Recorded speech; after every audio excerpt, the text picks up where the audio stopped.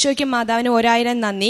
ഞാൻ ഇവിടെ സാക്ഷ്യം പറയുന്നത് 2ാമത്തെ തവണയാണ്. എൻ്റെ പേര് ആരതി, ഞാൻ കലഞ്ഞൂരിൽ നിന്ന് വരുന്നു. ആദ്യ സാക്ഷ്യം UK പോകാൻ ദൈവം ഈശോയും മാതാവും തന്ന അനുഗ്രഹത്തെക്കുറിച്ചായിരുന്നു. അവിടെ ചെന്നതിന് ശേഷവും ഈശോയുടെയും മാതാവിൻ്റെ അനുഗ്രഹത്താലാണ് പല കാര്യങ്ങളും എനിക്ക് മുന്നോട്ട് നീങ്ങിയത്. ജോലി, എൻ്റെ സ്റ്റഡീസ് കംപ്ലീറ്റ് ചെയ്യാൻ പറ്റിയത്. ദൈവസഹായത്തോടെ എനിക്ക് നന്നായിട്ട് കംപ്ലീറ്റ് ചെയ്യാൻ പറ്റി എൻ്റെ സ്റ്റഡീസ് എല്ലാം. അതിനുശേഷം ജോബിന് വേണ്ടി കുറേ ട്രൈ ചെയ്തു. അറൗണ്ട് ഒരു 100 ആപ്ലിക്കേഷന് മേലെ ഞാൻ കൊടുത്തു കഴിഞ്ഞിരുന്നു. കിട്ടിയിരുന്നില്ല, എല്ലാം റിജക്ഷനായിരുന്നു. കുറേ ഇങ്ങനെ പൊയ്ക്കൊണ്ടിരിക്കുമ്പോൾ എല്ലാവരും എന്നോട് ചോദിക്കും, നീ ഇത്രയും പ്രാർത്ഥിക്കുന്നതല്ലേ, എന്തുകൊണ്ട് നിനക്ക് നടക്കുന്നില്ല? എന്നും രാവിലെയും വൈകിട്ടുള്ള പ്രാർത്ഥന എല്ലാവരും കണ്ടുപിടിക്കുമ്പോൾ അവരെല്ലാം ചോദ്യമായിരുന്നു. അതുകൊണ്ട് ഞാൻ അവസാനം ആരോടും ഞാൻ പറയാതെ തന്നെയാണ് ഒരു ഇൻ്റർവ്യൂ അറ്റൻഡ് ചെയ്യാൻ പോയപ്പോൾ ഞാൻ മാതാവിനോട് ഒരു കാര്യം മാത്രമേ ഞാൻ പറഞ്ഞിരുന്നുള്ളൂ. മാതാവേ, നിൻ്റെ നാമത്തെ നാണം കെടുത്താൻ എനിക്ക് ഒരു താല്പര്യമില്ല. അതുകൊണ്ട് ഞാനിത് ആരോടും പറയുന്നില്ല. നിനക്ക് പറ്റുമെങ്കിൽ നീ എനിക്ക് തന്നാൽ മതി. എനിക്ക് നല്ലതല്ല ഒന്നും നീ എനിക്ക് തരില്ല. എന്താണെന്ന് വെച്ചാൽ നിൻ്റെ തീരുമാനം എന്നിൽ നിറവേറട്ടെ എന്ന് മാത്രം പറഞ്ഞുകൊണ്ടായിരുന്നു ഞാൻ പോയിക്കൊണ്ടിരുന്നത്. ആ ജോലി ഉച്ച കഴിഞ്ഞപ്പോൾ ഞാൻ വീട്ടിൽ എത്തിയപ്പോൾ എനിക്ക് കിട്ടിയെന്ന് പറഞ്ഞ് വിളിക്കുകയും ചെയ്തു. എൻ്റെ ഫ്രണ്ട്സിൻ്റെ മുന്നിലും എന്നോട് ചുറ്റും ചോദിച്ചവരുടെ മുന്നിലും ദൈവത്തിൻ്റെ നാമത്തെ മഹത്വപ്പെടുത്താൻ ഒരു കാരണമായി. കൂടാതെ എൻ്റെ സ്റ്റഡീസും എല്ലാം നന്നായി തന്നെയാണ് കഴിഞ്ഞത്. ദൈവത്തിന് നന്ദി പറയുന്നു. ഇനിയുള്ള ലൈഫും ഫുള്ളും ദൈവത്തിന് സാക്ഷ്യപ്പെടുത്തി ജീവിക്കാൻ ഞാൻ ആഗ്രഹിക്കുന്നു. പ്രേക്ഷിത പ്രവർത്തനങ്ങൾ അവിടെ UK അവിടെ അങ്ങനെ പോയി നമ്മളിപ്പോൾ ആഹാരം കൊടുക്കലോ ഒന്നും നടക്കത്തില്ല. പിന്നെ ചെയ്യാൻ പറ്റുന്ന കാര്യം എന്ന് വെച്ച് കഴിഞ്ഞാൽ ഇവിടോട്ട് ഞാൻ ഫണ്ടിട്ട് കൊടുക്കും, ഇവിടെയുള്ള കാര്യങ്ങളൊക്കെ ചെയ്യും. പിന്നെ അല്ലാതുള്ളത് പ്രാർത്ഥിക്കും. അങ്ങനെയുള്ള കാര്യങ്ങളെ അവിടെ ചെയ്യാൻ എനിക്ക് പറ്റത്തുള്ളൂ. കൂടാതെ ഈ ഓൺലൈനായിട്ട് ഓരോരുത്തരെ ഇത് ചെയ്യത്തില്ലേ, വയ്യ എന്ന് പറഞ്ഞുകൊണ്ടിരുന്നത്തില്ലേ, അങ്ങനെയുള്ളവർക്കൊക്കെ ഫണ്ടിടുക, അതൊക്കെ ചെയ്തിട്ടുണ്ട്. പിന്നെ ഇവിടുന്ന് ഫ്രണ്ട്സ് വരുമ്പം കുറച്ച് പത്രം ഞാൻ എല്ലാ വട്ടവും വരുമ്പോൾ മേടിച്ചിട്ട് അവിടെ എല്ലാം കൊടുക്കും. അങ്ങനെയുള്ള സാക്ഷ്യ പ്രവർത്തനങ്ങൾ മാത്രമേ ഞാൻ ചെയ്തിട്ടുള്ളൂ. പിന്നെ ഈ ഉടമ്പടി വന്നതിന് ശേഷം ഉള്ളത് നല്ല വ്യത്യാസം വന്നു. ഇപ്പോൾ ഒരു ധൈര്യമുണ്ട്, ഈശോയും മാതാവും കൂടെ ഉണ്ടെന്ന്. എന്ത് പ്രശ്നം വന്നാലും ഈശോയും മാതാവും കൂടെ നിൽക്കും എന്നുള്ളൊരു ധൈര്യം.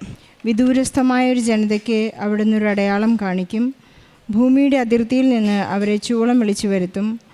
ഇതാ അതിവേഗം അവർ വരുന്നു, ആരും ക്ഷീണിച്ചിട്ടില്ല, ആരുടെയും കാലിടറുന്നില്ല, ഒരുവനും ഉറക്കം തൂങ്ങുകയോ ഉറങ്ങുകയോ ചെയ്യുന്നില്ല. ദൈവമായ കർത്താവ് നമ്മോട് ചെയ്യുന്ന ഒരു വലിയ വാഗ്ദാനമാണ് ഉടമ്പടി ജീവിതത്തിലൂടെ നമുക്കുള്ള അനുഗ്രഹങ്ങളും കൃപകളും. ഇവിടെ ആരതി സോമൻ ഉടമ്പടി എടുത്ത് പ്രാർത്ഥിച്ചപ്പോൾ ഒരു കാര്യം ഉറപ്പായിരുന്നു. എന്തായാലും ദൈവം എനിക്ക് പറഞ്ഞു വെച്ചിട്ടുള്ള ആ വാഗ്ദാനം അതെന്തായാലും പാലിക്കുമെന്ന് മകൾക്ക് കുറച്ച് ബോധ്യമുണ്ടായിരുന്നു, വിശ്വാസമുണ്ടായിരുന്നു. മറ്റുള്ളവരെല്ലാം കളിയാക്കുമ്പോഴെല്ലാം ഈ മകൾക്ക് കുറച്ച് വിശ്വാസമുണ്ട്. ദൈവമായാണ് എൻ്റെ ഉടമ്പടി. ഞങ്ങൾ തമ്മിലുള്ള എഗ്രിമെൻറ്റ് വളരെ സ്ട്രോങ് ആണ് എന്നുള്ളൊരു വലിയ ഉറപ്പും ബോധ്യവും ഈ മകൾക്കുണ്ടായതുകൊണ്ടാണ് അത്രയും ഇൻറ്റിമസിയോടുകൂടി ഈശോയോട് പറയുവാനായിട്ട് ഈ മകൾക്ക് സാധിച്ചത്.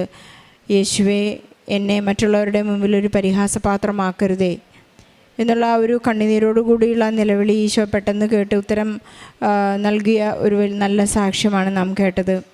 നാം ഏതു കാര്യത്തിനാണോ ആശ്രയിച്ച് പരിശുദ്ധ അമ്മയുടെ മധ്യസ്ഥതയിലേക്ക് ഓടിയെടുക്കുന്നത്, നമ്മുടെ കണ്ണുനീരിന് എപ്പോഴും വിലയുണ്ട്. കാരണം ഈശോ രക്തം കൊണ്ടാണ് നമ്മെ വീണ്ടെടുത്തിരിക്കുന്നത്.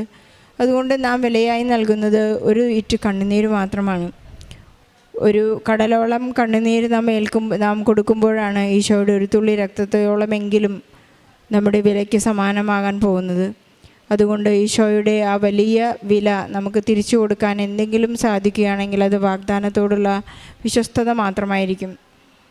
പലരും ചോദ്യം ചെയ്യുന്ന ഒരു ജീവിത രീതിയാണ് ഇന്നത്. എന്തിനവിടെ പോകണം, എന്തിൽ കൃപാസനത്തിൽ തന്നെ പോകുന്നു, ഒരുപാട് ചോദ്യങ്ങളുടെ എല്ലാം ഇടയിലും ഇന്ന് പരിശുദ്ധ അമ്മയുടെ ആ മാധ്യസ്ഥം ഇപ്പോഴും വളരെ പ്രകടമാണ്.